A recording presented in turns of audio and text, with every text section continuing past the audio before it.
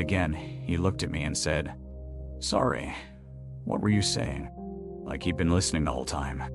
I told him he seemed tired. He said he'd been sleeping fine.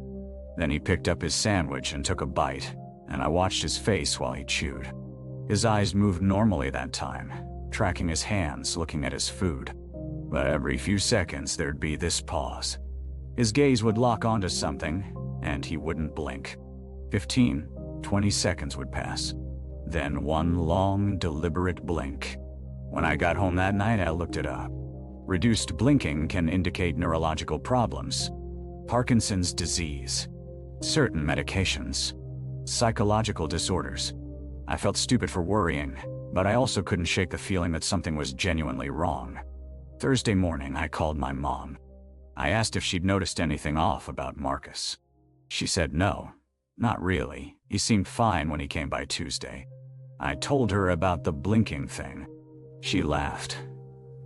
Not mean, just that kind of laugh where you're relieved it's something small and weird instead of something serious.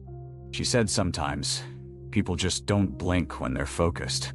She told me not to worry so much, but I knew what I'd seen. That afternoon, Marcus texted our whole family group, chat.atoy. He said he was feeling under the weather and was going to stay home for the rest of the week. He'd work from his apartment. I remember that message specifically because his typing was perfect. No typos, proper punctuation, exactly like how he always texted. Whatever was wrong with him, it wasn't affecting his cognition. I didn't see him Thursday or Friday. I wanted to drive over and check on him, but I convinced myself I was being paranoid. I'm not the type to show up at someone's door unannounced. I texted him on Friday asking if he needed anything. He said he was fine, just needed rest. Saturday morning, my mom called me. Her voice was different, smaller. She said Marcus was in the hospital. He'd collapsed at his apartment. His roommate found him on the kitchen floor around 11 p.m. on Friday night. He was conscious when the ambulance arrived, but something was wrong with his eyes. That's how my mom described it. Something is wrong with his eyes. I got to the hospital in about 20 minutes. Marcus was in a room on the 3rd floor, and when I walked in, I understood what my mom meant. He was lying in bed, and his eyes were open. Completely open. Not moving. Not blinking. The doctors said they'd done neurological tests, blood work, a CT scan. Everything was normal. They couldn't find anything physically wrong with him, but he wasn't blinking. I watched him for maybe 10 minutes. His eyes didn't move. They didn't track when nurses walked past. They didn't follow my mom's hand when she waved it in front of his face. They just stayed open, focused on a point somewhere on the ceiling. And then, very slowly, his eyelids closed. The blink took almost 5 seconds. His eyes stayed shut for another 5 seconds, and then they opened again, in that same slow motion. And he was back to staring at the ceiling. The doctors called it some kind of neurological episode.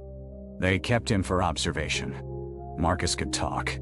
He responded to questions. He knew who we were. But he wouldn't close his eyes voluntarily. The blinks just happened on their own at irregular intervals, each one taking an eternity. He died on Monday morning. The official cause was heart failure. The doctors said sometimes young, otherwise healthy people just have undetected cardiac issues. A genetic defect. Bad luck. They did an autopsy, and his heart was completely normal. His brain was normal. Everything was normal. But on the last day of his life, Marcus started complaining about not being able to control his eyes. He said they felt like they weren't his anymore. The nurses sedated him after that. I still think about what he meant by that. I think about that first moment at the dinner table, when his eyes didn't move with his head. I think about him sitting across from me at lunch, staring at nothing with his eyes wide open. I think about the way he described it, like his eyes weren't his anymore. The reason I'm telling you this is because my sister started doing the exact same thing. She's been quieter lately, more withdrawn. And yesterday when she was talking to me, I noticed her eyes didn't follow her own hand as she gestured. They stayed locked on one spot for a fraction of a second too long. I've been watching her closely all day today. She's blinked maybe twice in the last 6 hours, and each blink is getting longer. Slower. She hasn't noticed yet. But I have.